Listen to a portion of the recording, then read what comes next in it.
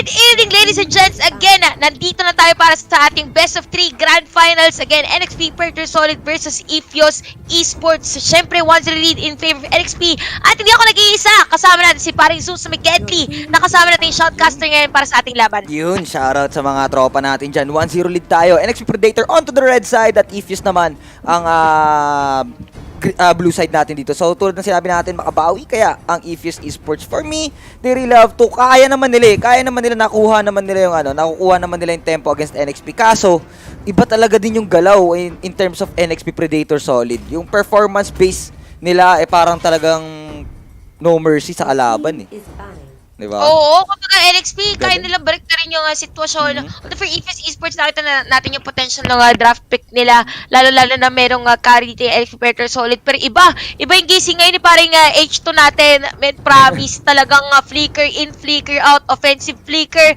defensive flicker. Pinakita sa atin kanina ni H2 yan. So, yun yung magiging challenge for Efios Esports. Kung paano nila i-shutdown yung magiging hero na makukuha dito ng NXP. Kaya nga. So, at feeling ko naman din, kung hindi si H2O naman ang mag-stand out dito, pwedeng si Yawi or si Rene J or si Chester. So, meron silang kumbaga backup plan palagi. So, hindi lang palaging kay H2O sila nakaasa. Pero for that game number 1, talagang nag-stand out o nag-shine si H2O. On the other side, for Efios, effort has been appreciated. Ang ganda na din naman ng performance ni Yami doon. Hands down din naman ako doon. Halos complete KDA si siya. Yami talaga. Oo. Kumbaga, Yami carry. Actually, nung time na yon nagkaroon pa ng 3-0 for Yami on that Natalia. Tapos nagkataon lang talaga na parang kinulang yung Efios Esports pagdating sa team fight. But anyways, it's going to be Hylos and Valir here for Efios Esports. Actually, si Valir, good counter siya para sa isang Hylos. So imagine guys, pag magkasama si Valir at saka si Hylos ngayon sa iisang lineup. Pero again, nakakatakot naman dito for Perter Solid. Si H2 most probably ang gagamit nitong carry. Tapos, ibigay mo yung Kaja ni Rene J na nung isang araw pa niya ginagamit for this Challengers Edition at yung Kufra na ginawang X-Borg. Yun, nako. So, X-Borg dito ang napili ng NXP Predator Solid. Siguro hinover lang ilang Kufra. Pero, offlane has been secured na rin to. Okay na rin. And for Yawi or for Kaja, medyo question lang. That might be an offlane din or baka support naman to this time around. So, malaki pa ang ML. Open pa nga ulit yung Natalia dito ng Efios Esports for Yami, di ba? So, pwede siguro mag-Natalia sila kung kukuha sila ng talagang makakatapat dito sa isang sa isang carry. Pero anyways, tignan natin, binandito ng NXP Perter Solid ang isang Claude. So good counter nga naman talaga, or good ban nga naman talaga dito ang Claude, knowing na squishy heroes dito, both Kaja at ang isang isang carry. Pero possible siguro pwede Grak. Possible Grak kasi if ever na mag-a-advance siya automatically, pag naka-power of nature siya, hindi siya maka-cancel out dito ng isang Valir. Oo, tama ka dyan. So, pwede nga talagang Grak dito and I think baka ilak na yata din. Ayun na, nilak na nga mga kaibigan. So, for Efios Esports, isang offlane pa and the damage dealer kailangan nila. So, for their damage dealer, Bruno na lang din kasi or Granger, pwede ginamit nila kanina against Kingpins. Yan, napakasakit din yan. Magkakaubusan talaga ng bala. Ano ito, maganda yung lineup damage-wise ng Efios Esports kung regardless kung Bruno or Granger yung kukuha nila kasi naka-hilo sila so automatic diretso-diretso lang. Although meron din silang Esmeralda for the offlane. Ang mahirap lang dito for Harit. Okay, Harit medyo lumang bago. Harit Granger parang damage-wise, yes. Pero pag na-counter kasi dito ng NXP yung early farming nila, parang may hirapan agad si Efios. Oo nga, tama ka dyan. Tapos kulang pa sa offlane dito ang NXP Predator Solid. Pwede pa nga sila mag-esme dito na offlane, tapos maging support si Kaja. Kung sakasakali, talagang bad trip yung dito, mababad trip yung Harith dito if ever. Pero far sa ang pinik dito, so most likely offlane pa rin tong Kaja natin, feeling ko lang. At walang carry pala, carry. Okay, so kala ko lang hyper carry. Carry nga pala dito for NXP Predator Solid. So, maganda parehas ang lineup dito. For Efios Esports, nakita ko yung damage na gusto nilang ibitaw dito.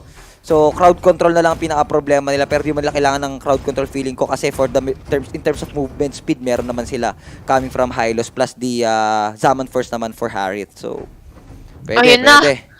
Tingnan natin guys, ang pinaka-crucial talaga dito yung magiging itemization ng Harit. Kasi si Harit hindi na siya kagaya ng dati na sobrang bilis talaga mag-chrono dash. Kumbaga kailangan niya mura at least 1, 2, 3 items na ma-secure para bumilis. But anyways guys, this is game number 2, Just ML Challengers Edition Grand Finals. And Predator with that one score para sa ating laban. Sila ang ating nasa red side. Yawi on this crack. H2 naman for the carry. MB ang gagamit ng isang Exporg. Renegade with Kaja and Forza for Chester. Para naman dito sa kabilang banda, for Ephios Esports, Patrick for Tams, Arvs naman dito for Valir, Yummy for Hylos, Mimao for Granger, at Kenshi naman for Harith. So heto na. Pero i-invade sila dito Nareset naman ang buff for NXP Predators. Naku po, ilan to? 4, 5. 5-man invasion for Ephios Esports. Israel. No. Yun na-secure din naman ng EPS Esports. Actually, literal na pang-inis yun for the team kung ma-secure pa rin to ng NXP Predator Solid. But anyways guys, that is a good objective for EPS Esports onto this match. For NXP, kailangan siguro pwede nang i-contest yung buff naman dito ng EPS Esports knowing na hindi pa rin nakukuha ang blue buff dito. But anyways, that is going to really the wonder for EPS Esports sa ating laban. Tama ka dyan. So, Gucci, sarap buhay. At kung titingnan nyo nga dito, si Harith naman ang pumosisyon ngayon sa top lane. So, siya magiging offlane dito. Ito together with Patrick as well. 3-on-1. Naku po, Renny J. Naku po, full flicker out. Pero with that yo-yo effect from Patrick, patay ata ang buhaya. First blood will go to H2O. Naku. Medyo lang din naman dun yung naging ng isang team. Pero anyways guys, zero nating score, 134 seconds in third game time. So far, napakasakit agad ng isang Granger dito. Tumama lahat ng bala niya against Chester.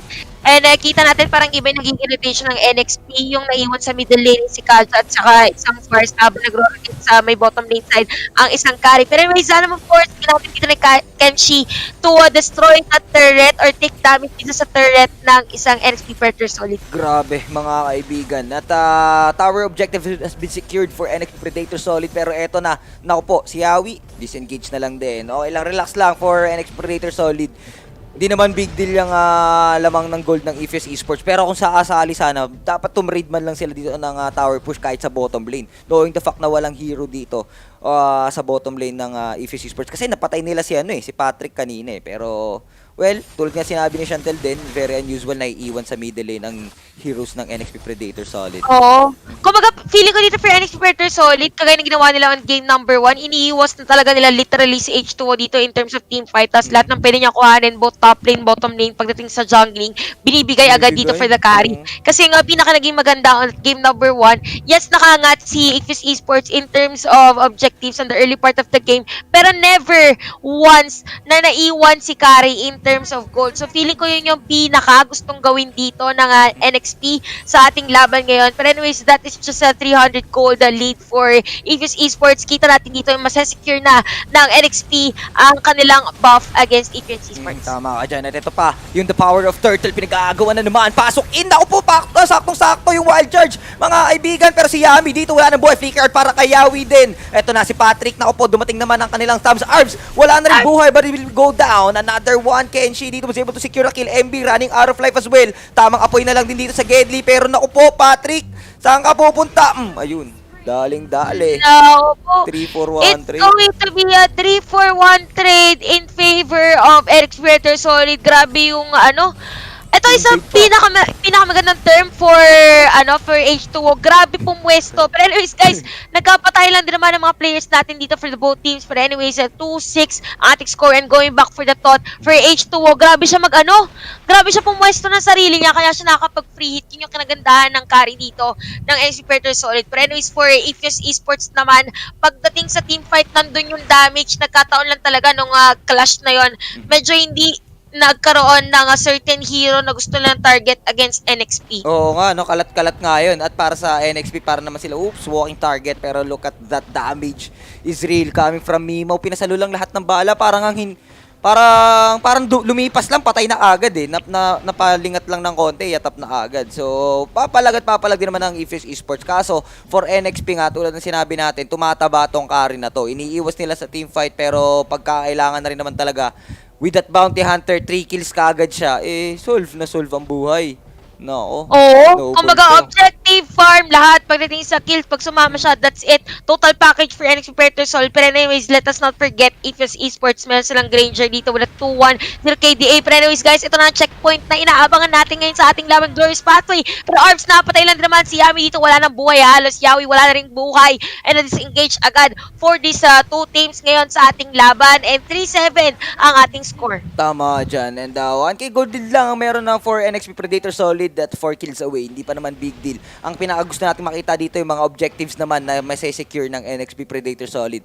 Second turtle is now up. So nakita nyo kanina dito nagkabigayan ng maraming kills sa both sides. So pwedeng maulit-ulit yun kung sakasakali. Pero mukhang objective yata sa middle lane. Ang NXP narinig tayo. Objective secured muna. Eto. Pak! Grabe! Gusto ko yung pak mo doon na. Pak Ayun. na pak. Pak na pak. Patay. Humina yung ano mo. Humina yung mic mo. Hello. Humina. Hello. Ayun, yan. Okay na. Ayan. Pak na pak. Grabe. Sa bunutan doon.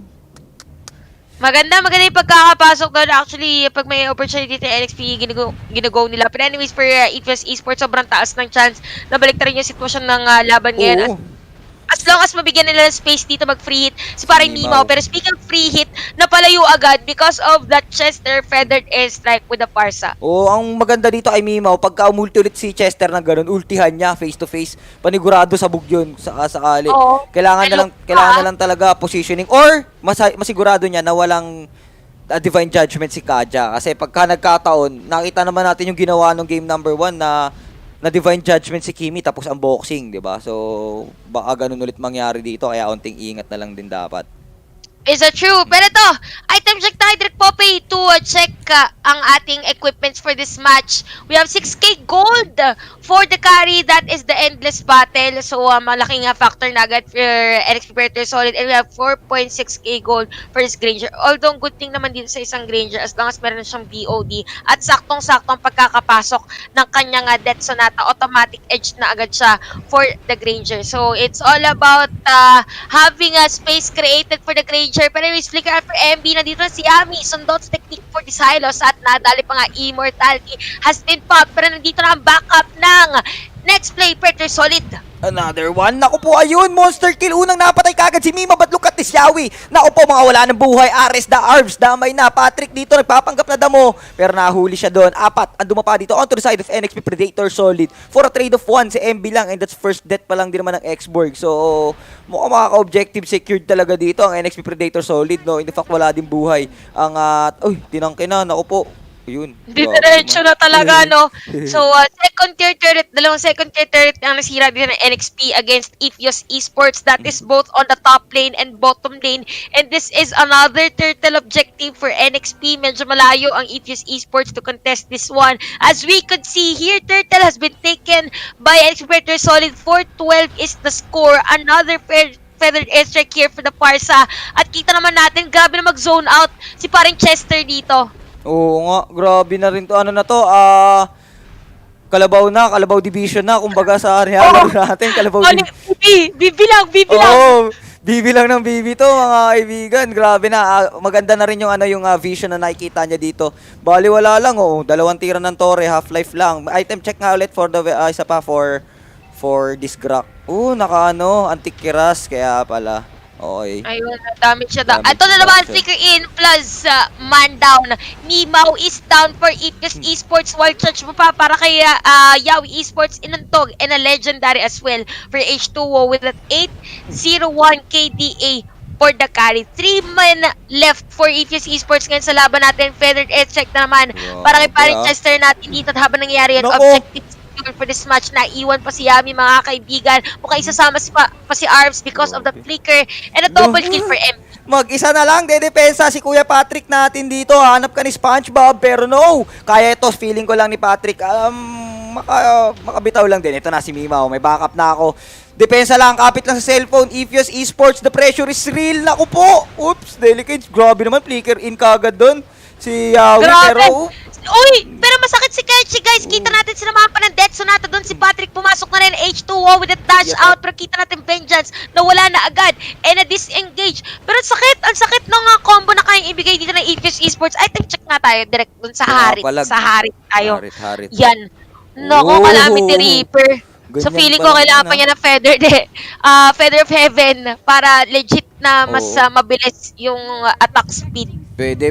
Masakit-sakit na rin eh. Ang pinaka-problema na lang kasi kay Harith dito, hindi siya nakakuha ng blue buff. So, pag nakakuha to ng blue buff later on in the life, tuloy-tuloy na yung chrono dash niyan. For sure, may masasaktan na dito ang NXP Predator Solid. Pwede na nilang pasukin sa backlane si Farsa na napakalakas mambuli sa kanila. Grabe oh.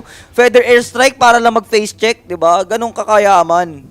Ganun kakasakit, ganun kaka-ready manakit ng mga kalaban nyo at ready makipagbugbugan. Pero anyways, shout out sa lahat ng viewers natin dyan guys. Do not forget na meron tayong giveaway at huwag kakalimutan ang ating exclamation notify kasi nakuha na ng NXP Predator Solid ang unang Lord para sa ating laban. Kung sila ang sinusuportahan nyo, exclamation notify NXP Predator Solid. At kung Ifyos Esports naman, exclamation notify Ifyos Esports. Yun, nako po. So, tingnan natin dyan para makita natin. We also do have poll sa baba, mga besties. 616 ng ating score, 10k or 11k gold lead that we have right now in favor of NXP Predator Solid.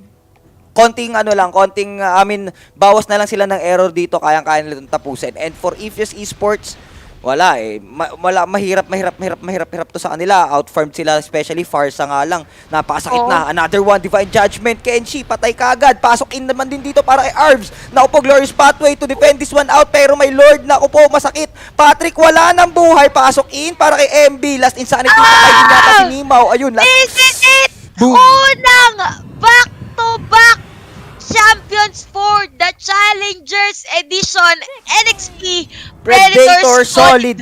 Grabe, tunay na solid talaga ang mga tropang to. Clean 2-0 para sa kanila. Congratulations, H2O, Rene J, Yawi, Chester, and MB. And congratulations as well for Ifyos Esports for doing their best. Pero tingnan mo to, grabe ah.